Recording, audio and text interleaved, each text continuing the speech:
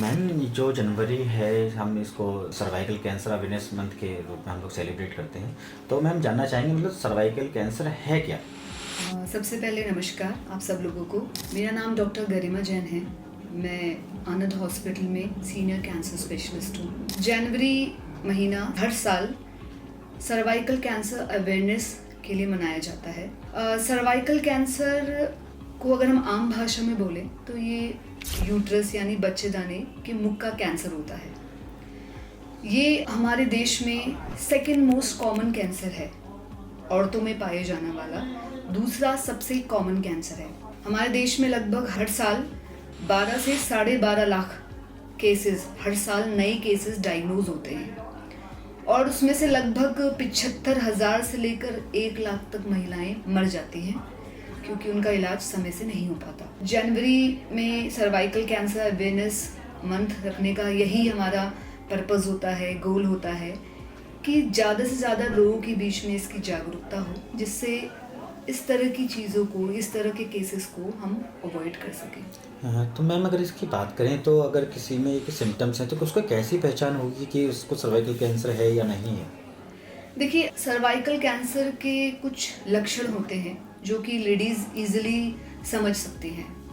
उसमें से कुछ हैं जैसे अचानक से पीरियड्स हैवी हो जाना, ज़्यादा ब्लीडिंग होना, या ब्लीडिंग हो रही है तो उसमें एक नॉर्मल से एक अलग तरह की स्मेल आने लगना, कुछ गंदी स्मेल आने लगना। कभी कभी ऐसा होता है कि पीरियड्स के अलावा भी बीच बीच में पेशेंट्स स्पॉटिंग या ब्लीडिंग की कंप्लेन करते हैं। कभी जो मैरिड वुमेन हैं, मैरिड औरतें हैं, वो बताते हैं कि हस्बैंड से जब भी रिलेशन बन रहे हैं, आफ्टर इंटरकोर्स उनको ब्लीडिंग होती है, स्पॉटिंग होती है, जो कि हो सकता है तुरंत हो इंटरकोर्स के बाद, या कभी कभी 1 आध दिन बाद भी देखने को मिलती है। कुछ औरतों में ब्लीडिंग की समस्या तो नहीं होती, पर उनको गंदा बदबूदार वेजाइनल डिस्चार्ज होने लगता है, जो कि कई बार एंटीबायोटिक्स खाने से भी सही नहीं होता। वो लोग काफ़ी इलाज करा लेते हैं, काफ़ी एंटीबायोटिक्स लेते हैं, पर उस डिस्चार्ज में उनको फ़ायदा नहीं होता। और कभी कभी लेडीज़ ये भी कहते हैं कि पेट में दर्द हो रहा है, जो कि काफ़ी इलाज करने के बाद भी सही नहीं हो रहा। अगर इनमें से कोई भी लक्षण दिखे तो ज़रूरी नहीं है इनमें से कोई भी लक्षण होने पे कैंसर ही है।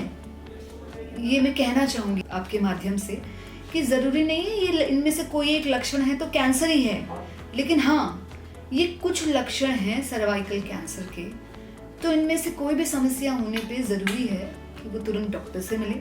डॉक्टर प्रॉपर इन्वेस्टिगेट करेंगे, जांचें करेंगे और उसी हिसाब से सिचुएशन क्लियर होगी। तो इसके मैम बचाव की बात की जाए तो इसके बचाव कैसे कर सकते हैं हम लोग इसमें? देखिए, सर्वाइकल कैंसर से बचने के 2 सबसे अच्छे तरीके हैं। हमारी गवर्नमेंट ऑफ इंडिया मामले में काफ़ी काम कर रही है। सबसे पहला है cancer screening. Cervical cancer screening उन औरतों को दी जाती है जो बिल्कुल हेल्दी हैं, बिल्कुल हेल्दी लेडीज़ हैं, जिन्हें कोई प्रॉब्लम नहीं हो रही है, जिन्हें जो हमने सिम्टम्स अभी डिस्कस किए उनमें से कोई परेशानी नहीं है, बिल्कुल नॉर्मल पीरियड्स हैं, कोई डिस्चार्ज नहीं है, बिल्कुल हेल्दी वुमेन है। स्क्रीनिंग का पर्पज़ होता है कि कैंसर को कैंसर बनने से पहले की ही स्टेज में पकड़ लें, या ये समझिए उन्हें स्टेज 0 में या बिल्कुल जब शुरुआत हो ही रही है तभी आप उसे पकड़ लें, क्योंकि आमतौर पे इसमें पेशेंट्स को कोई लक्षण नहीं होते हैं, कोई प्रॉब्लम नहीं होती है। अगर इस स्टेज में इस टाइम अगर स्क्रीनिंग से कोई पेशेंट का रोग पकड़ा जाए तो चांसेस होते हैं कि पेशेंट 100% कई बार बिना सर्जरी के भी ठीक हो जाते हैं, और अगर सर्जरी करनी पड़ी तो केवल सर्जरी से भी 100% पेशेंट ठीक हो सकता है। स्क्रीनिंग के 2 तरीके हैं, एक है पैप स्मेयर और एक है HPV टेस्टिंग। ये दोनों टेस्ट बहुत इजीली सरकारी हॉस्पिटल्स में, प्राइवेट हॉस्पिटल्स में अवेलेबल हैं। सरकारी में तो काफ़ी हद तक फ्री भी होते हैं और प्राइवेट में भी इनके चार्जेस बहुत ज़्यादा नहीं हैं। टेस्टिंग में पेशेंट को कोई दर्द नहीं होता, कोई तकलीफ़ नहीं होती, और ये टेस्टिंग कोई भी गायनेक अपनी OPD में बहुत आराम से कर सकता है। कैंसर से बचाव का दूसरा तरीका है कैंसर वैक्सीनेशन।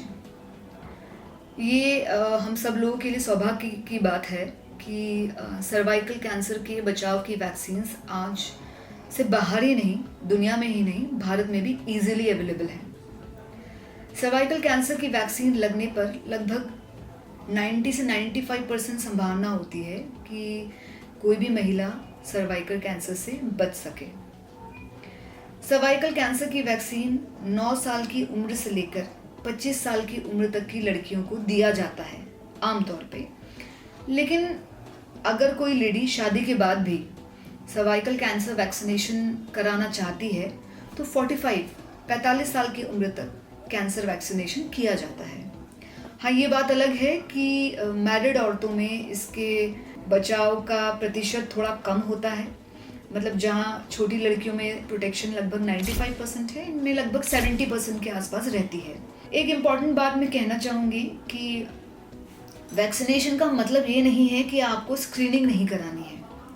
अगर कोई पेशेंट वैक्सीनेट होता है, कोई लेडी वैक्सीनेट होती है, तो इसका मतलब ये नहीं है कि उसको कभी भी सर्वाइकल कैंसर की स्क्रीनिंग की ज़रूरत नहीं पड़ेगी।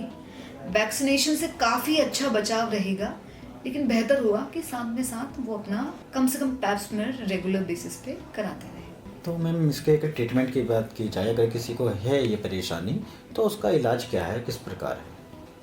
देखिए, डिपेंड करता है कि कैंसर कब डायग्नोज हो रहा है। हमारे देश में सारी सुविधाएं हैं, सारे इलाज हैं, बहुत अच्छी सर्जरीज करते हैं लोग, बहुत बड़े बड़े हॉस्पिटल्स हैं, कैंसर इंस्टीट्यूट हैं। पर परेशानी ये है कि जानकारी का अभाव होने की वजह से, सही इन्फॉर्मेशन नहीं होने की वजह से हमारे पास सर्वाइकल कैंसर के 75% केसेस एडवांस स्टेजेस में आते हैं। वो इस स्टेज में आते हैं कि हम उन्हें कोई ट्रीटमेंट ऑफर ही नहीं कर सकते, सर्जरी ऑफर ही नहीं कर सकते। फिर उन्हें या तो कीमोथेरेपी या रेडियोथेरेपी कुछ ऐसा लेना पड़ता है। लेकिन पेशेंट अगर सही समय पे आए तो पेशेंट के लिए फर्स्ट ऑप्शन होता है सर्जरी। आप सर्जरी कराइए, स्टेज अर्ली है तो यहीं पे पूरा इलाज ख़त्म हो जाता है। कभी कभी एडवांस स्टेजेस होने पे ये है कि सर्जरी के साथ साथ मरीज़ को कीमोथेरेपी और रेडियोथेरेपी की ज़रूरत पड़ जाती है। अर्ली स्टेजेस में इसके सही होने की संभावना लगभग 90 to 100% होती है। एडवांस स्टेजेस में भी अच्छी संभावना है, बशर्ते मरीज़ समय से आए और अपना पूरा इलाज करे।